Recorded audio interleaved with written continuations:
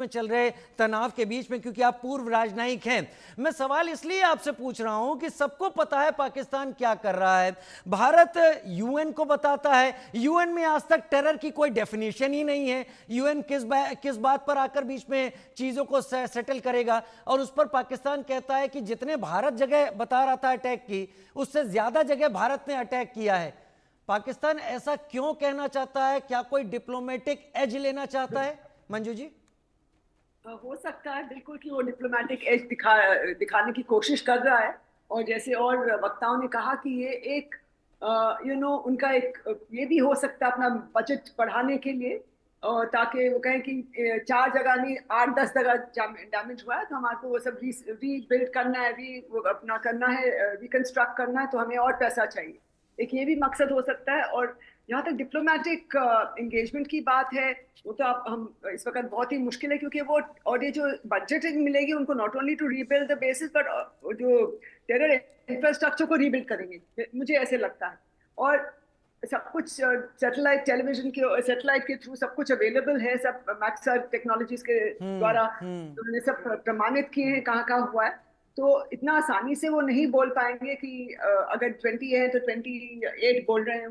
लेकिन फिर भी उनका ये प्रोपेगेंडा और बोलने का तरीका जो है वो हम देख ही रहे हैं throughout this whole confrontation. जो कॉन्फ्लिक्ट हुई है, उन्होंने बिल्कुल एक उसी नैरेटिव बिल्डिंग और प्रोपेगेंडा पे ही जोर दिया।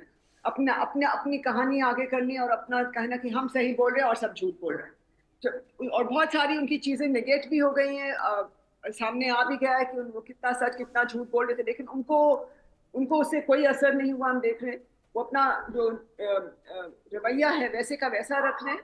और क्या उनका एक्चुअल मकसद है, वो तो सब जैसे और लोगों ने और वक्ताओं ने कहा, पैनलिस्ट ने कहा, ये एक कुछ और ही चीज है। इट्स नॉट जस्ट स्ट्रेट कि अपना डॉसियर उन्होंने पब्लिसाइज कर दिया कि हमारा इतने डैमेज हुए, इंडिया ने इतना बोला, एक्चुअली इतने हुए। तो ये एक उनको डेफिनेटली मुझे लगता है एजेंडा इसके पीछे है कि इन्होंने ये सामने लाए हैं, डॉसियर को रिवील किया है। लेकिन साथ ही में हम ये भी देख रहे हैं कि जो उनके साथ खड़े हैं दूसरे देश, वो लोग भी उनको I think in a way indirectly encourage कर रहे हैं।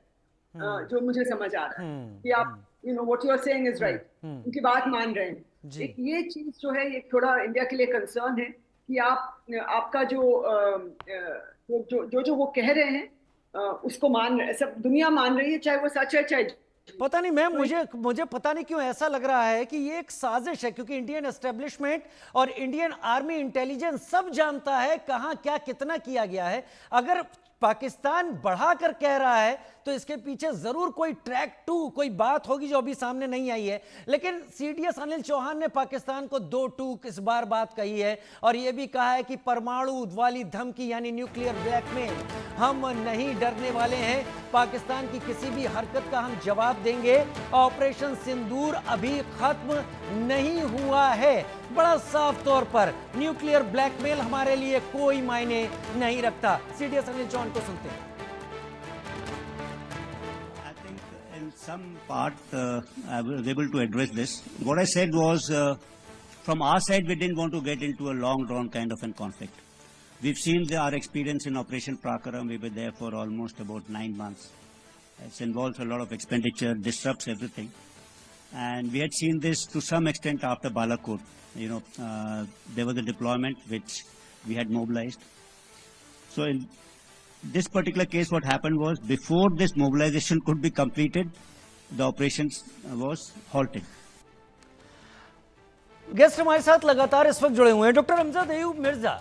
मैं आपसे एक चीज समझना चाहता हूं, क्योंकि अभी बात हम कर रहे थे कि यूएन ने तो आज तक टेरर की डेफिनेशन ही डिफाइन नहीं की है।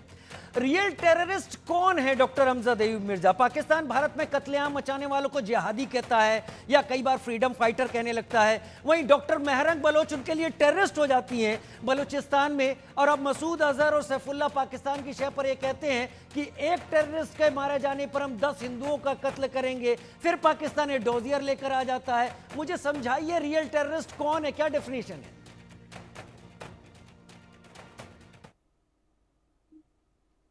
अनम्यूट कर ले सर।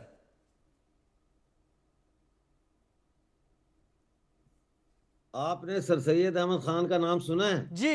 जी